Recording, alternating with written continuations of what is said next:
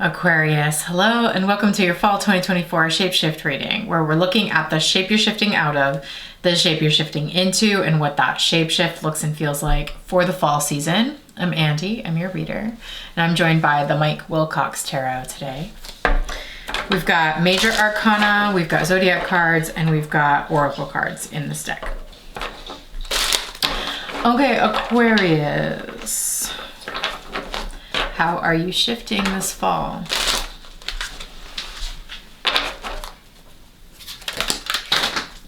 Okay. Did they all come out at once? Oh, wow. Maybe. Whoa. If so, then this is kind of crazy. It's like you're shifting into something really beautiful, but you're like in the gauntlet. Let's look at it together.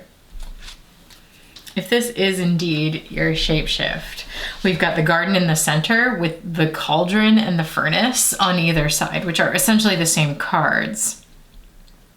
Or they're speaking similarly because we've got these like vessels that are fueled by fire, or like you have to tend the heat regarding these vessels. Okay, that might be talking about Mars retrograde in your opposite sign Leo starting on December 6th. Okay, that's kind of interesting.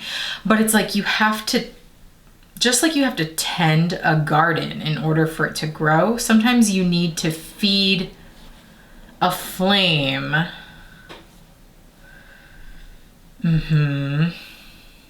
In order for like the meal to cook or the alchemy to happen. So like somehow that fire is needed for the growth of the garden, and it's all about the message so far seems to be about tending to something. Okay, so you're like gardening or gardening in hell. For sure. Very relatable. You know, like, yeah, it's a total dumpster fire hellscape all around me, and like I'm gonna garden. Oh, this is also big climate change vibes. With like the increasingly hot conditions in which to grow things, or like nature surviving increasingly hot conditions. Okay. Very interesting, Aquarius, the furnace and the cauldron.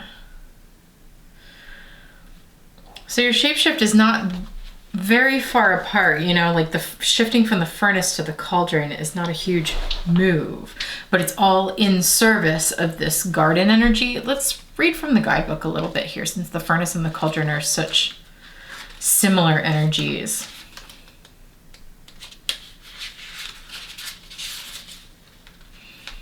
Yeah, I mean, we can pretty much know what the garden is saying. It just says here intention, growth, expansion, care, attention, patience, planning, like all of the things required to cultivate and to encourage growth.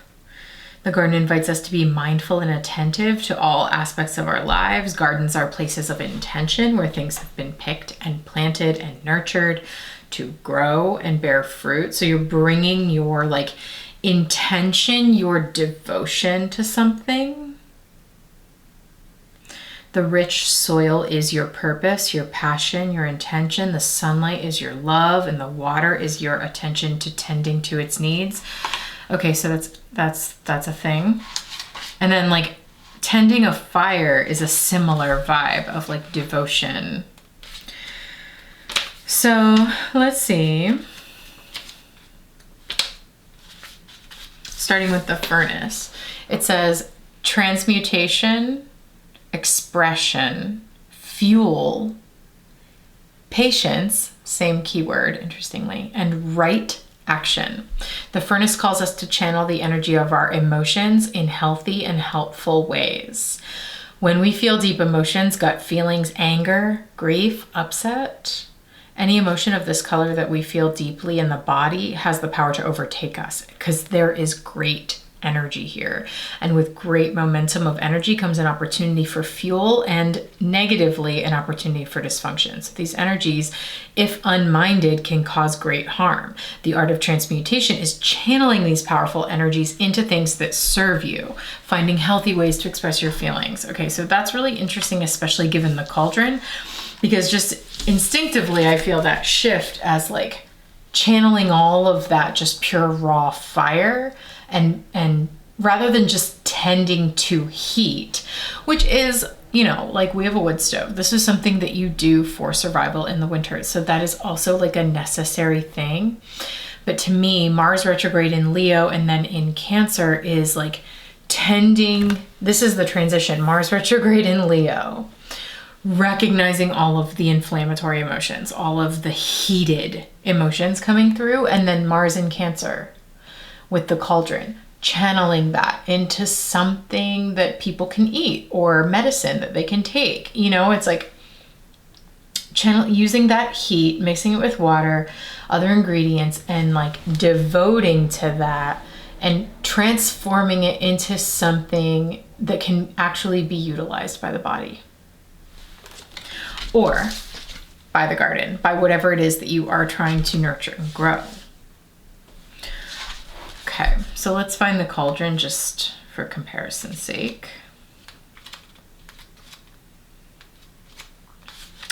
Alchemy, the process of transforming one material into something else, usually by like distilling it down to its essence, getting to like the core of it. Creation, intention, planning, change, fire, and passion. The cauldron calls upon us to pay mind to the influence of what we do and what we say. We can consider the cauldron our relationship with whatever we are cultivating, the garden. It is the vessel of your thoughts and actions to evolve into your desired outcomes. A healthy relationship, success in business, emotional or physical well-being would each be their own cauldron. Consider that every thought we have about an aspect or situation in our lives puts energy into the outcome, being very mindful of what you put into your cauldrons. Okay. All right. So it seems clear to me so far in this reading, Aquarius, that we are looking at some major Mars retrograde energy and possibly Mercury retrograde in Sagittarius, since that's also fire energy. But this feels very like, yeah, it could be Sag Leo into Cancer. And channeling Mars into Cancer as the cauldron is just like the most perfect image. Truly. So Mars will be retrograde in Cancer through December, January, February is the full retrograde. And essentially it's like, okay, Aquarius, you are trying to grow something here. Let's look at the basic components and bring some intention to what it is that you are cultivating, and some awareness as to how your emotional experiences and specifically how you express very strong emotions either helps to grow and nurture and care for the things that you're trying to increase in your life or not.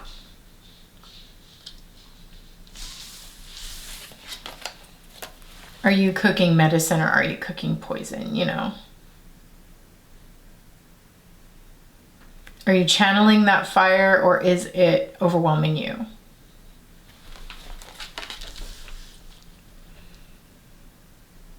And it's hard when you're trying to grow a delicate, beautiful garden, again, in the midst of a dumpster fire.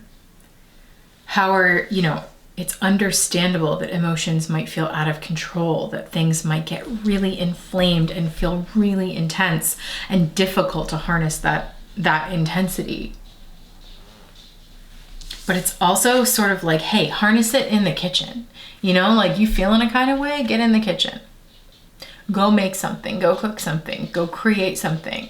Channel that into something positive that will end up actually like nurturing you and the people around you on the other side of that. Maybe it's a good question to ask Aquarius, to say like, okay, the way I handled my anger just then did that nurture me? Did that nurture this other person? Did that nurture this project? Did that bring nourishment? Okay. Yes or no?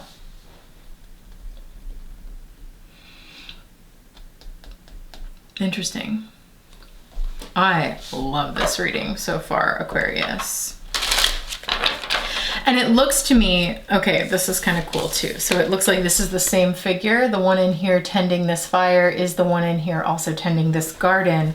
But then to like channel all of that raw, pure, passionate intensity into something truly nourishing, somebody else suddenly is in the picture. Or you're like working together on it. There's a collaborative effort here where there's like a connection. You're seeing eye to eye. You're working on the same thing. You're turning this into this together.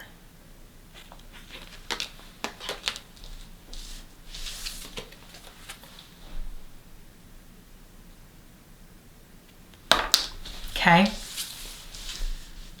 So like big feelings means extra cooperation, extra effort in collaborations, extra effort to like channel that intensity and that passion and that like big emotion and feeling into an expression that both parties can actually utilize instead of like isolating one. Or, you know, like how can we be nourished by these big feelings? That is such a crazy question. I love it though. So I'm going to use some other cards now and get to clarifying this to see if we can get, yeah, I think I just saw the Three of Cups on the split. That's funny. That's like community, cooperation, like loving each other. How are we loving each other here in what we are building together? Wow, that's the question. How are we loving each other? How are we loving each other? How are we caring for each other as we build this thing together, or as we grow this together? Or how am I loving myself as I grow this, cultivate this thing? Okay. Yeah, Aquarius, we're going to use other decks now. The Aquarian Tarot, the Poesis Oracle. We're going to use them to clarify this and see if we can get specific on what this fall energy is bringing your way. This is kind of like all this fire energy, this cauldron, this furnace. It's kind of like speaking to me of the little reprieve you are getting as Pluto moves back into Capricorn for one final time. And then in December, when everything else, Mars goes retrograde and all this stuff starts happening that we talked about, Pluto will be moving back into your sign. So not only will you get a Mars retrograde in your opposite sign, but Pluto will be moving into Aquarius, sort of adding fuel to this fire, heating things up, making it big, deep, dark, intense. So you're going to turn all of this into something worth growing. And we're going to see how you're going to do it. So if you would like to follow me for the rest of this reading, click the link in the description below, and that will take you to the shifting space where we will investigate these shift readings together as a community throughout the season. We will watch readings together. We will chat in the community Discord space. We'll pull cards for each other, and we will loop in the astrology transits as they happen in real time. So if that sounds like something you're into, I'll see you over there.